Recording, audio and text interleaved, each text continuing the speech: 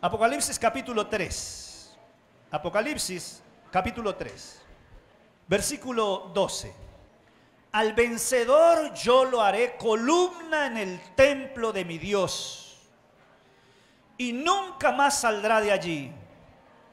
Escribiré sobre él el nombre de mi Dios y el nombre de la ciudad de mi Dios, la nueva Jerusalén, la cual desciende del cielo con mi Dios y mi nombre nuevo. ¿Saben, mis apreciados?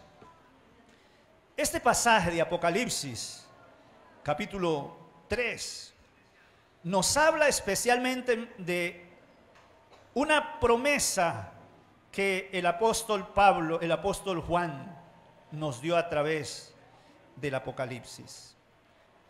Jesús ha tomado a Juan, ha permitido que pase por todas las circunstancias.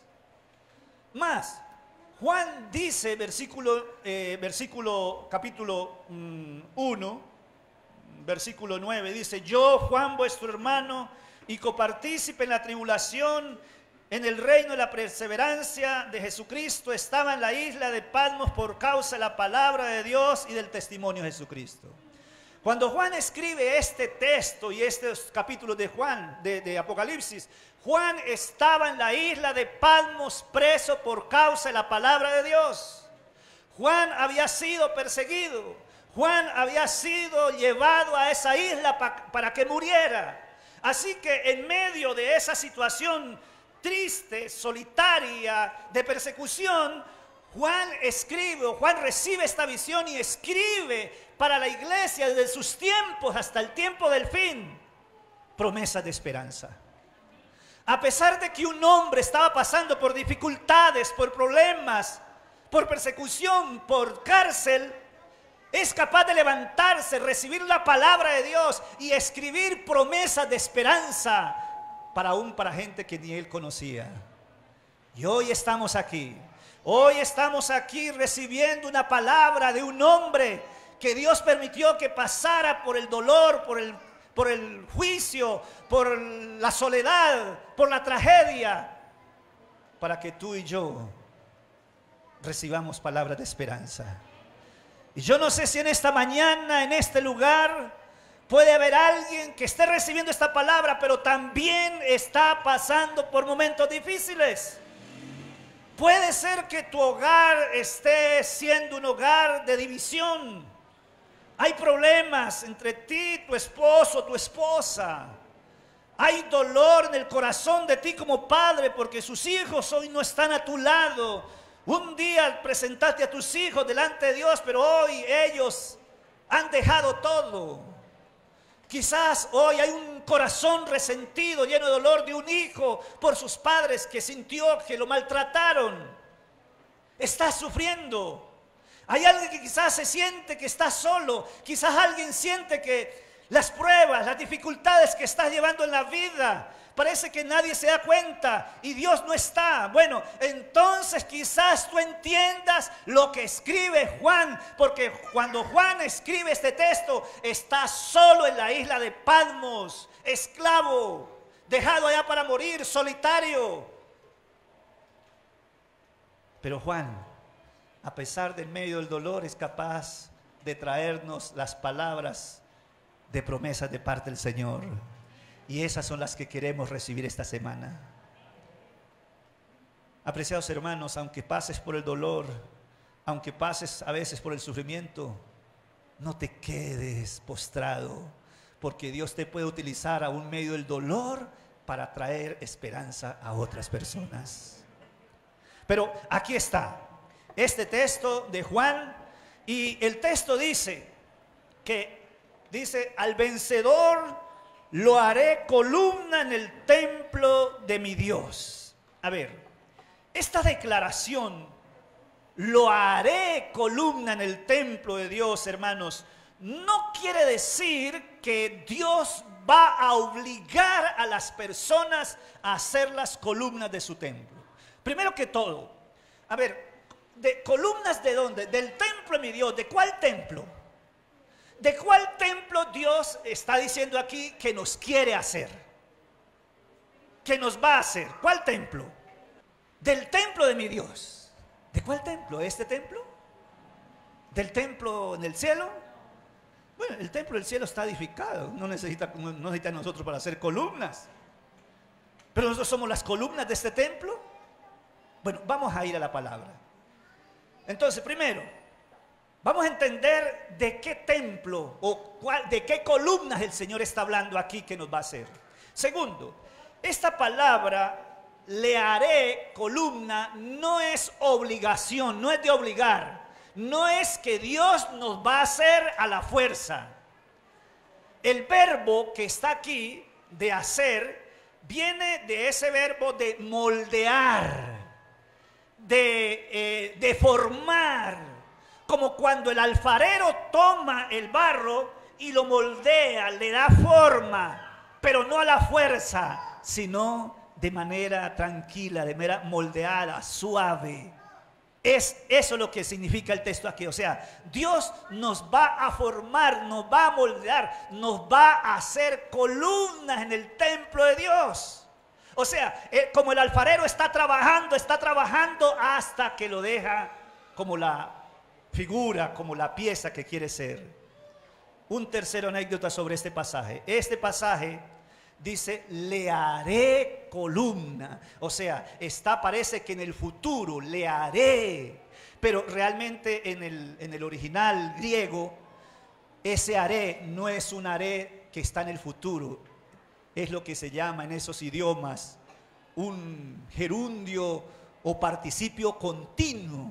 O sea, es un verbo que se está haciendo ahora, se seguirá haciendo mañana y se está haciendo, o sea, lo está haciendo día. Ayer nos hizo, hoy nos hace, mañana nos seguirá haciendo. Es un trabajo continuo. O sea, lo que este texto está diciendo es que Dios, yo te haré columna, pero Dios ya ha estado trabajando con nosotros. Nos está haciendo, nos está formando hasta que un día estemos realmente como columnas. Por eso, mis apreciados, yo le doy gracias a Dios. Porque cuando Él dijo que Él estaba haciendo, yo los formaré, yo los mudaré, yo los esculpiré, como el alfarero esculpe de forma el vaso en sus manos, Dios quiere decir que Él, como el alfarero, está trabajando para hacernos columnas del templo de Dios. Ayer Dios estuvo trabajando contigo, por eso estás aquí. Por eso un día quizás tú estabas allá afuera, sin principios, sin quizás una orientación, sin temor, pero un día Dios comenzó a trabajar en tu vida y un día te trajo aquí. Yo le doy gracias a Dios, porque ¿qué sería de mí si el Señor no hubiese trabajado en el pasado para que hoy yo estuviese aquí? Y Dios un día trabajó en mi vida, pero Dios ha seguido trabajando y cada día trabaja y seguirá trabajando en mi vida, porque yo necesito que Dios siga trabajando en mi vida. ¿Sabe por qué? Porque todavía no estoy terminado. Todavía hay cosas que necesito que Dios siga haciendo en mi vida. Y yo digo una cosa en esta mañana, que quizás tú estás necesitando que Dios siga trabajando en tu vida, porque quizás tu vida personal, tu vida familiar está pasando por momentos difíciles. Tu comunicación con tu esposo, con tu esposa no está bien. Entonces Dios necesita trabajar en la comunicación de los esposos. Deja que Dios trabaje, deja que Dios te haga columna, deja que Dios te haga un mejor hogar. Quizás hoy tú estás luchando con tu orgullo, con tu egoísmo. Dios quiere trabajar contigo como el alfarero trabaja con el barro. Dios te quiere formar, Dios te quiere hacer. Deja que Dios trabaje con tu carácter. Deja que Dios trabaje con tu vida. Deja que Dios trabaje con tus hijos. Deja que Dios trabaje con tus dudas. Porque Dios va a trabajar. Y lo que Él quiere finalmente es hacernos columnas del templo, mi Dios. ¿Pero cuál templo?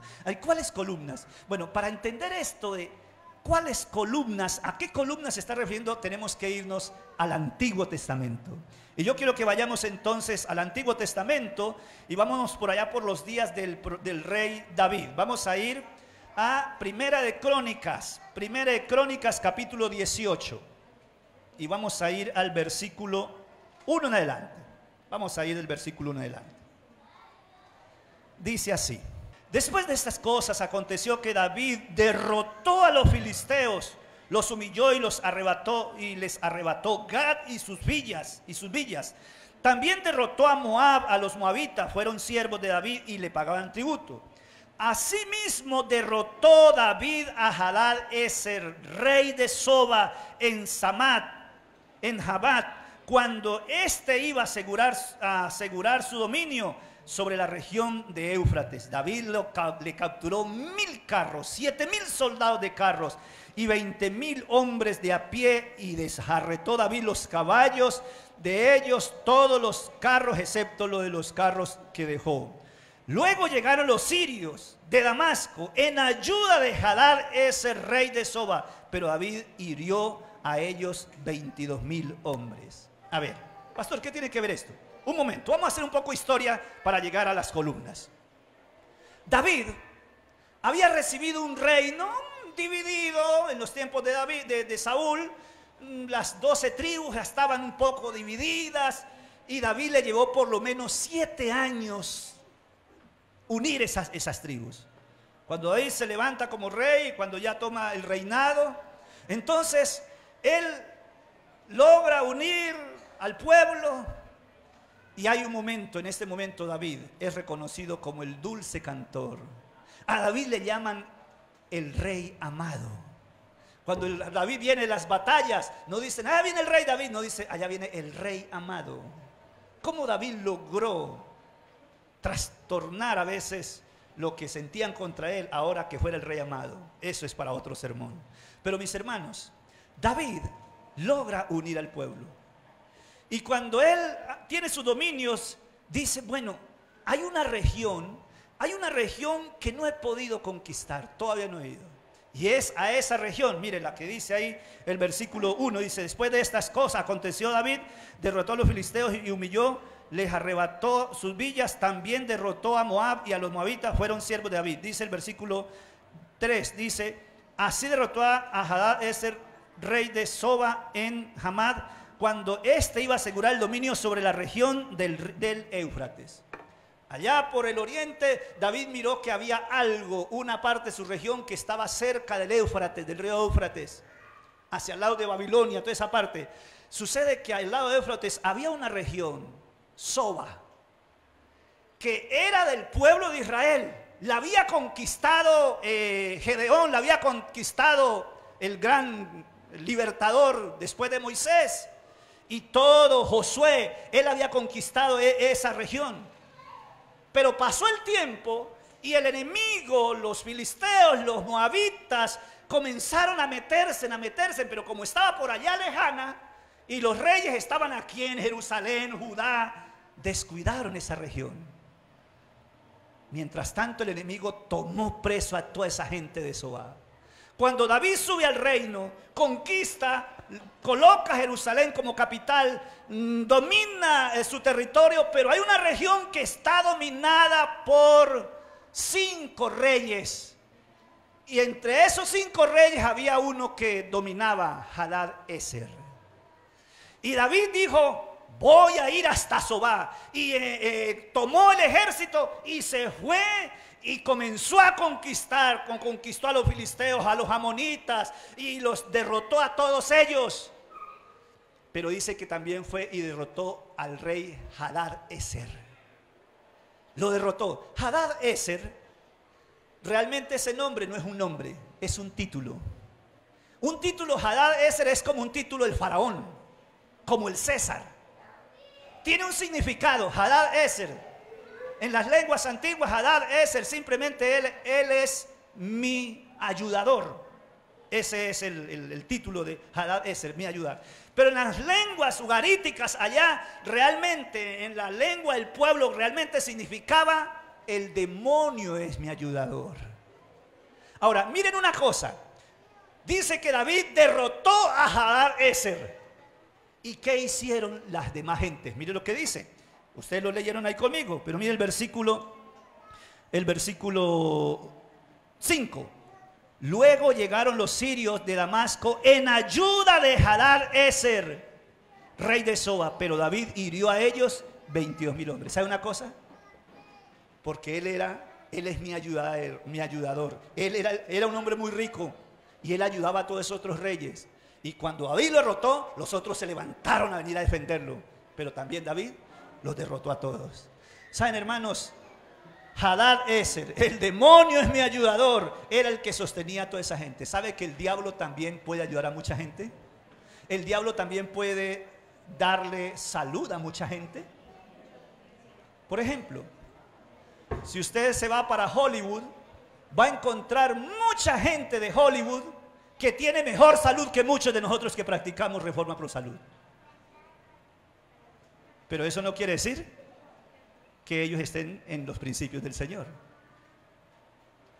Michael Jackson no tomaba Coca-Cola, Shakira no toma Coca-Cola, pero Shakira dice que la Biblia es una fábula, que la creación del hombre y la mujer es una mitología, que es una bobería, y ella practica más la salud que muchos de nosotros.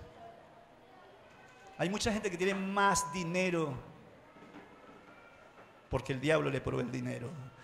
El diablo es capaz de darle familias felices a muchas gentes, o por lo menos alegría pasajera, porque vamos a entender hoy lo que es la felicidad.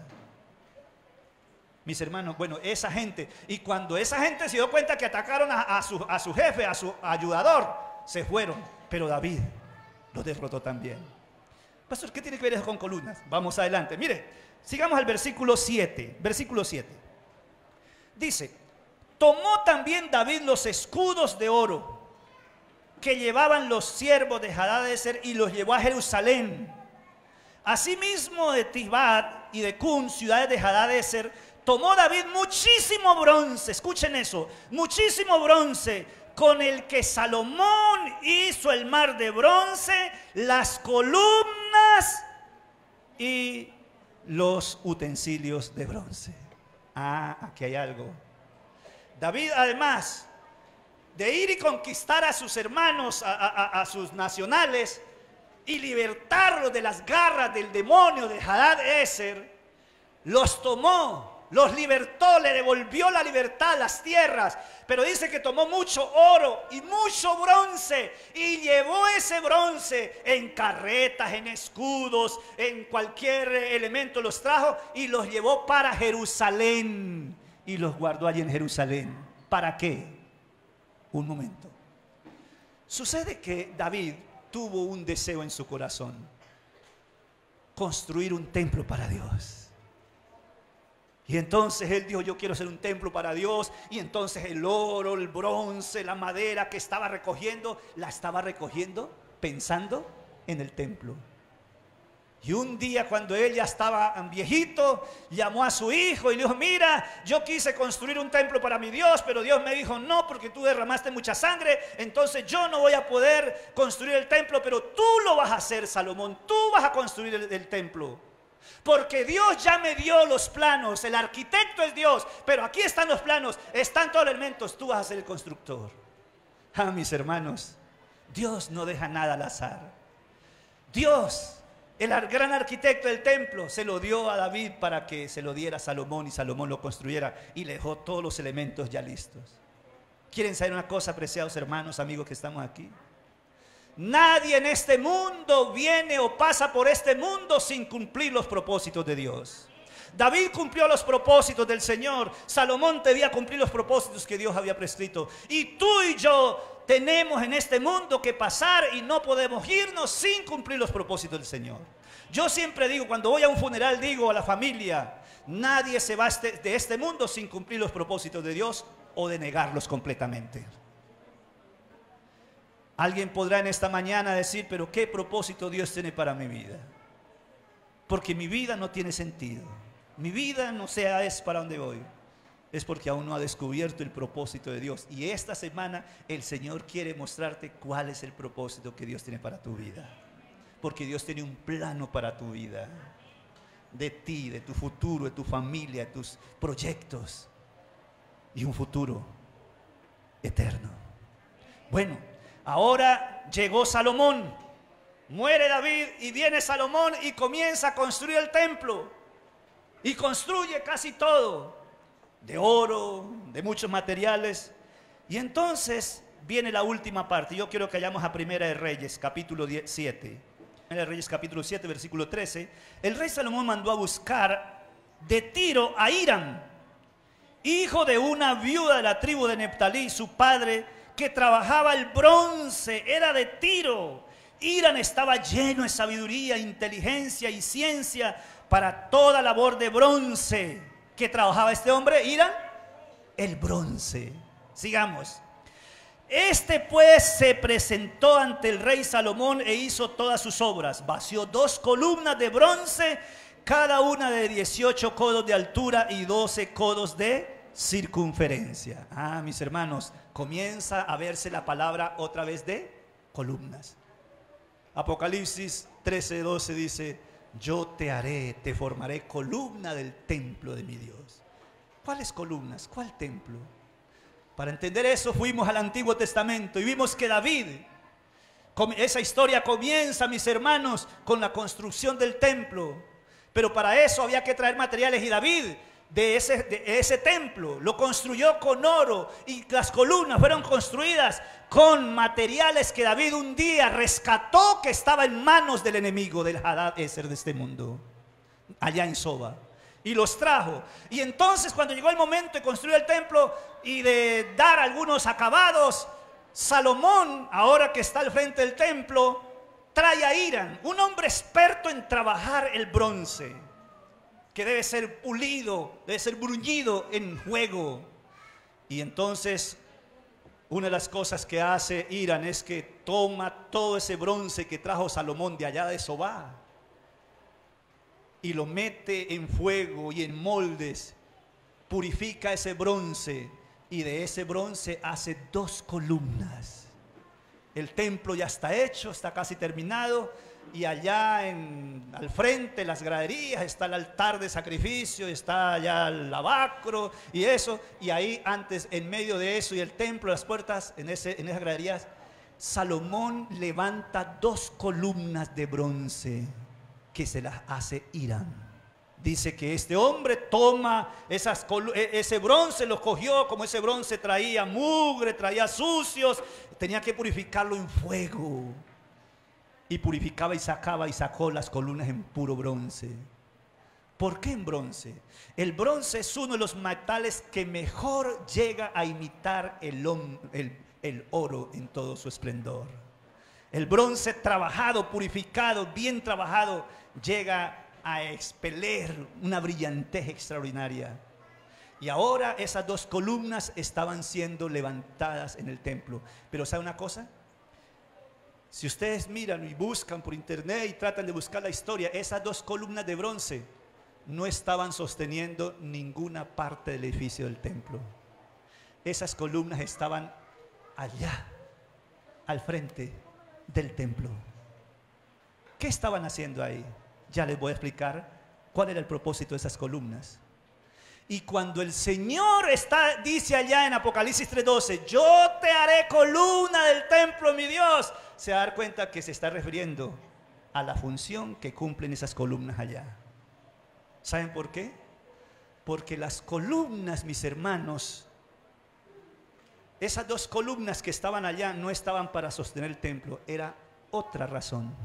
Cuando el Señor está diciendo que yo te haré columna del templo de Dios, no está queriendo decir que es una de las columnas de este templo. ¿Saben por qué? Porque tú y yo no podemos sostener este templo. Este templo, hermanos, lo sostiene Dios. Este templo no lo sostienen los seres humanos. Yo puedo ser un líder de esta iglesia, puedo ser un director de algún departamento, pero la iglesia funcionará conmigo o sinmigo. Hay mucha gente que dice, bueno, si sin mí esta iglesia realmente no funciona, y entonces yo soy el que hago. No, se equivoca, hermanos. Y algunas personas dicen, no, si yo no estoy, realmente esto no funciona. Te equivocas, la iglesia seguirá funcionando. Porque esta iglesia no está sostenida por seres humanos, esta iglesia está sostenida por Dios. la columna verdadera, la columna central de este templo es Dios. Nunca creas que sin ti no va a funcionar esto. Tú te puedes ir de aquí. Tú puedes renunciar a la iglesia y la iglesia seguirá adelante. Dolerá el corazón, te extrañaremos, pero la iglesia seguirá adelante porque la iglesia la sostiene Dios. Y cuando Dios dijo, te haré columna del templo de mi Dios, no estaba diciendo que la iglesia funcionaría por nosotros. ¿Cuál era la función de esa? Miren, ¿qué sucedió con esas columnas? Vamos ahí a seguir leyendo. El versículo 15 dice, vació 2 columnas de bronce, cada una de 18 codos de altura, de 12 codos de circunferencia. Hizo también 2 capiteles de fundación de bronce para que fueran puestos sobre las cabezas de las columnas. A la altura de un capitel era de 5 codos y la de otro capitel también de 5 codos. Versículo 17, mira lo que dice. Había trenzas a manera de red unido con unos cordones a manera de cadenas para los capiteles. ¿Qué sucede? Estaban las 2 columnas allá al frente, pero esas 2 columnas estaban amarradas o estaban unidas entre 2 cadenas. Aquí había un capitel, aquí estaba la columna, había un capitel, una forma, hasta la columna, y de esos capiteles se unían, habían cadenas, como cordones que se unían. ¿Qué más había? Dice el versículo 18. Y también 2 hileras de granadas alrededor de la red para cubrir con ellas capiteles que estaban en las cabezas de las columnas.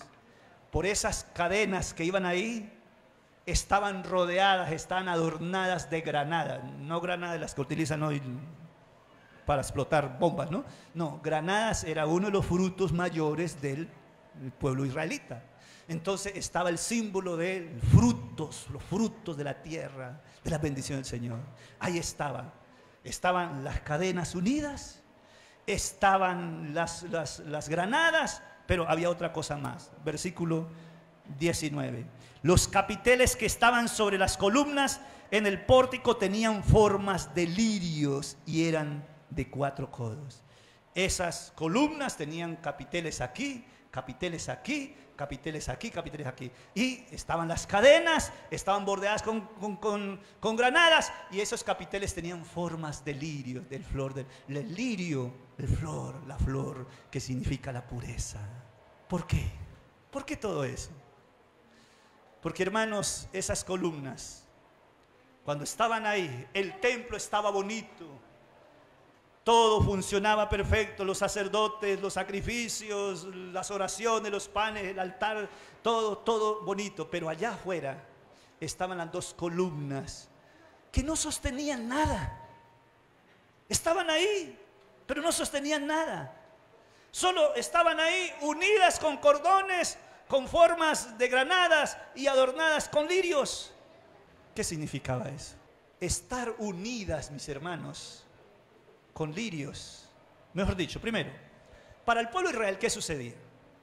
Un gran escritor, Heródoto, cuenta de la historia del templo y dice que cada año los israelitas venían de todos, habían 7 fiestas y muchos de ellos venían de todo el mundo, de toda la región, de todo el país, para hacer las fiestas del templo. Y en la fiesta de las cabañas, los tabernáculos, era un espectáculo. El templo aquí estaba por donde salía el sol, ahí estaba la ladera o la montaña de las oliveras o de las olivas, y el templo quedaba mirando hacia allá. Los israelitas en las semanas de las cabañas, entonces levantaban sus cabañas, su campamento, como cuando vamos a campamento, las hacían ahí sobre el monte de las olivas. El sol, dicen los escritores, los filósofos y escritores, que cuando salía el templo, cuando salía el sol cada mañana, todos los israelitas que venían a acampar estaban aquí y el templo estaba allá. Y cuando el sol pegaba sobre el templo, dice Heródoto que de las columnas de bronce, cuando el sol pegaba sobre el templo, sobre las columnas, dice que se reflejaba en la luz del sol como de 1000 soles. O sea, era un espectáculo. ¿De dónde salían? ¿Del templo? No, de las columnas. Y la gente venía de diferentes lugares para venir a ver el espectáculo, de cada mañana cuando el sol alumbraba, pegaba sobre el templo, pero de las columnas salía un reflejo de sol y era como ver la gloria de Dios. Y en la gloria, el orgullo, la alegría de Israel era ver su templo en todo su esplendor por esas columnas. Les pregunto una cosa, ¿están entendiendo lo que el Señor está queriendo decir en Apocalipsis 3:12? Al vencedor te haré columna del templo de Dios. ¿Y cuál era la función de las columnas en el pueblo de Israel? No eran de sostener la iglesia, voy a decirlo así, era de decorar el templo. Era de reflejar la belleza de la gloria de Dios. Las columnas estaban allí para reflejar los rayos del sol. El templo no se veía nada por dentro, pero la gloria del templo estaba en esas columnas. ¿Están entendiendo, mis hermanos? Pues quieren saber una cosa. Un día Dios nos tomó. Un día Dios, como el rey David, vino a este mundo, a un lugar donde el enemigo había tomado preso a sus hijos, al Zobá de este mundo. Y decidió venir, no como el rey David, con guerreros, con gente, ejércitos. Vino él y entró y vivió en este Zobá, este mundo. Y a través de su vida, su muerte y su resurrección, nos libertó del Hadad Eser de este mundo, del demonio Hadad Eser. Nos libertó. Nos devolvió una esperanza, nos devolvió una propiedad. Pero como el bronce nos tomó y nos llevó para Jerusalén, para que, como Irán, que era el gran purificador y formador del bronce, y lo purificaba en fuego para hacer estas columnas que hablarían, que reflejarían la gloria del templo de Dios, Dios nos tomó.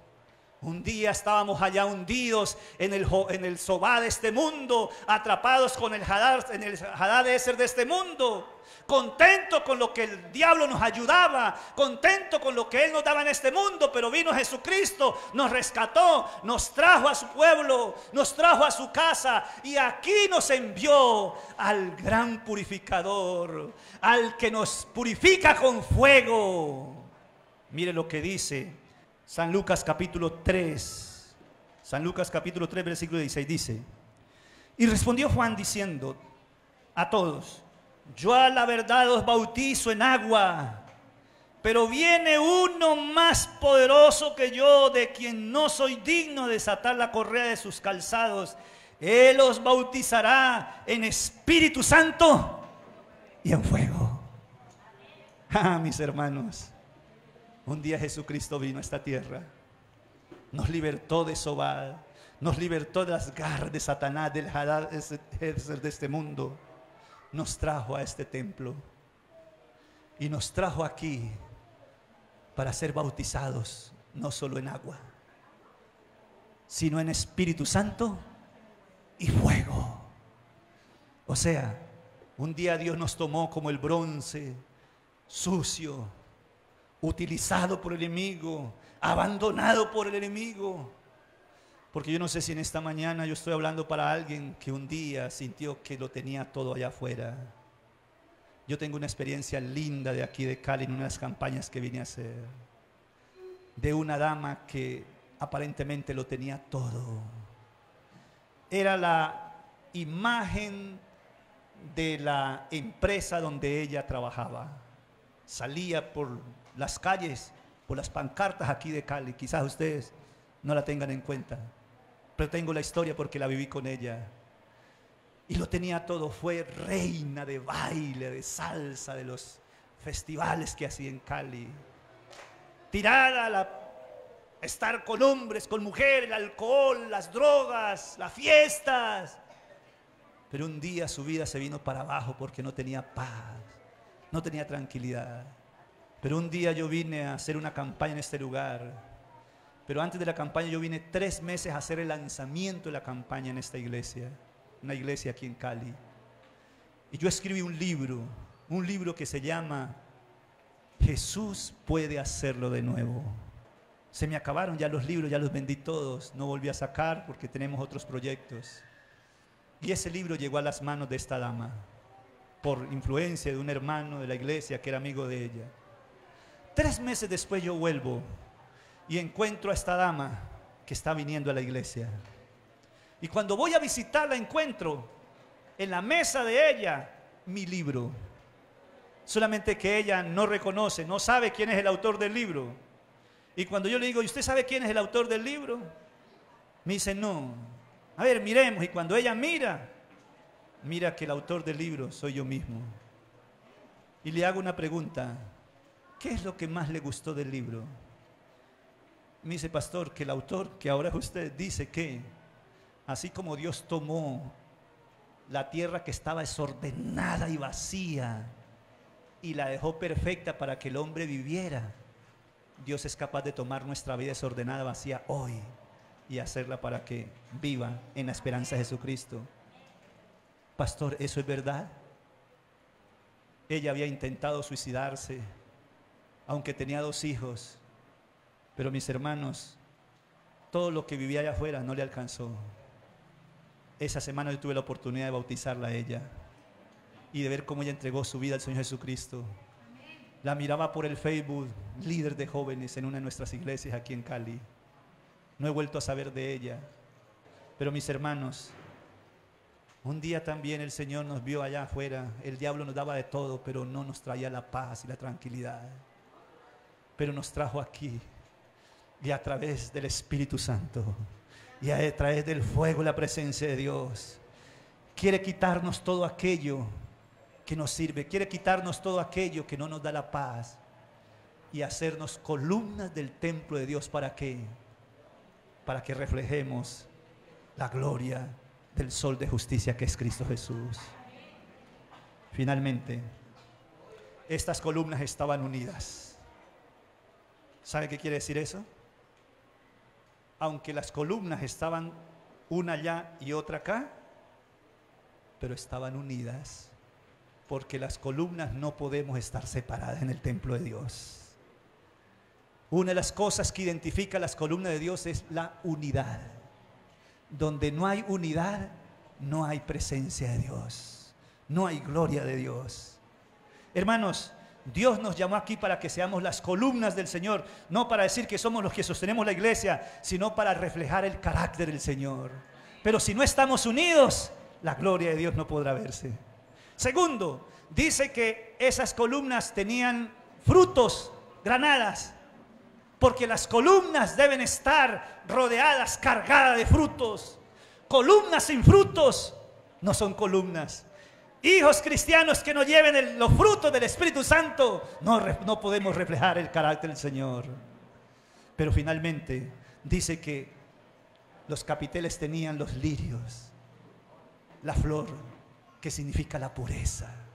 Hermanos, como hijos de Dios debemos ser gente de carácter puro, de carácter íntegro, vaciado de todo.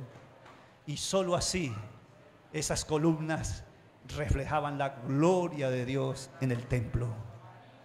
La gente venía de diferentes lugares para ver el templo por la gloria, por el brillo que reflejaban las columnas. ¿Saben, hermanos, por qué vendrán las personas aquí? Las personas no vendrán aquí al templo por la buena música. Las personas no vendrán aquí por los equipos. Las personas no vendrán aquí por las personas que hablamos. Las personas vendrán aquí si ven que en las columnas, que las personas que estamos aquí reflejamos la gloria de Dios. Nosotros no estamos aquí para sostener esta iglesia, nosotros estamos aquí para adornar esta iglesia, para reflejar las cosas lindas que Dios tiene en esta iglesia. La pregunta es, cuando las personas pasan por aquí, ¿qué miran? ¿Miran en nosotros unidad, frutos, pureza? Mis hermanos, esta mañana yo solamente quiero hacerles un llamado a ustedes que están aquí y aún a los que nos siguen a través de las redes. Porque ¿de qué sirve nosotros haber sido libertados un día de las manos del enemigo si venimos aquí y no somos transformados, no somos purificados con el fuego del Espíritu Santo? Dios necesita ver cambios en nuestra vida. Y cuando eso suceda en nuestra vida, hermanos, la gente querrá venir a este lugar. La gente querrá venirse de otros lugares para acá, porque aquí hay algo especial en la vida de cada uno de ustedes, de los adultos, de los esposos, de las esposas, de los niños.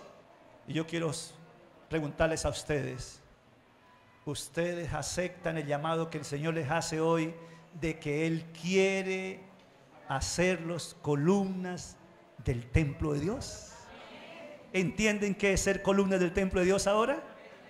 Yo no sé si en esta mañana, mis hermanos, habrá alguien en este lugar que quiera decirle: Señor Jesús, yo quiero invitarle, yo quiero orar por ti.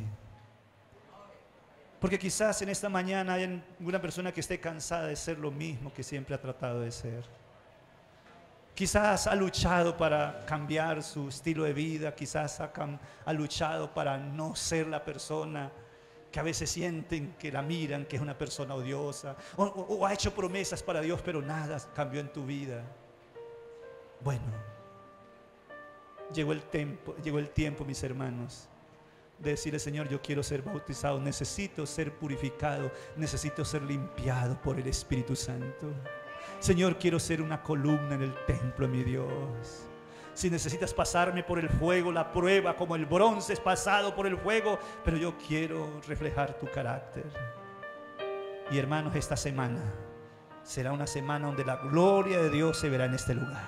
Yo no sé si en esta mañana habrá alguien que quisiera decirle eso al Señor Jesús. Yo quiero orar por usted. Si tú quisieras venir aquí, no sé si alguien quisiera venir hasta aquí en esta mañana diciendo: Señor, yo quiero ser una columna en este templo de mi Dios. ¿Habrá alguna persona que quisiera colocarse en la mano del Señor Jesucristo? ¿Quisieras venir hasta aquí? Yo no sé quién eres. Puede ser una hermana de la iglesia, un hermano, un amigo. Pero hoy Dios nos quiere tomar y decirnos: yo quiero seguir trabajando en tu vida. Yo quiero seguir trabajando en tu hogar. Quiero seguir trabajando en tu familia. Quiero seguir trabajando en tu carácter.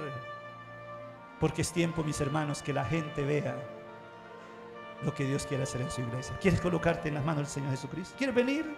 Ven, acércate. Acerquémonos como columnas que vamos a ser echados en ese recipiente del fuego purificador de la presencia del Señor. Es tiempo de buscar a Dios. Qué bonito, mis hermanos. Qué bueno. Y yo quiero decirles que así como estamos aquí y como nos estamos uniendo, vengamos cada día, pero no vengamos solos. Traigamos a nuestros amigos, nuestras familias, porque el Señor quiere hablar de los propósitos que tiene para su gente, para sus hijos en este tiempo del fin. ¿Quisieras colocarte en las manos del Señor una vez más? Dios y Padre amado que estás en los cielos, gracias te damos, Señor, por este día, por la oportunidad de ser tus hijos, de habernos rescatado de las garras del enemigo, traernos, Señor, a tu presencia a través de cada uno de aquellos que un día hicieron algo para que nosotros conociéramos de ti. Pero tú fuiste el artífice, Señor, de nuestra libertad a través de morir en la cruz por nosotros. Nos has traído aquí, Señor, para transformarnos y para hacernos reflectores de la gloria de Dios, del amor tuyo, Señor, para aquellos que aún no te conocen. Y hoy estamos aquí, Señor, para empezar una semana donde solo tu amor podrá reflejarse en el corazón de cada persona, y cada persona que venga podrá ver que tú eres real por el amor, por el cariño, por lo que cada uno de estos tus hijos reflejamos para aquellos que nos rodean. Quédate en cada corazón aquí presente, llévanos con bien a nuestros hogares y permítenos, Señor, en esta tarde venir otra vez aquí y escuchar las promesas que tiene a través del Apocalipsis para cada uno de nosotros. Te lo pedimos en Cristo Jesús. Amén. Muchas gracias, mis hermanos. Dios les bendiga a cada uno de ustedes. Una feliz tarde, les esperamos esta tarde.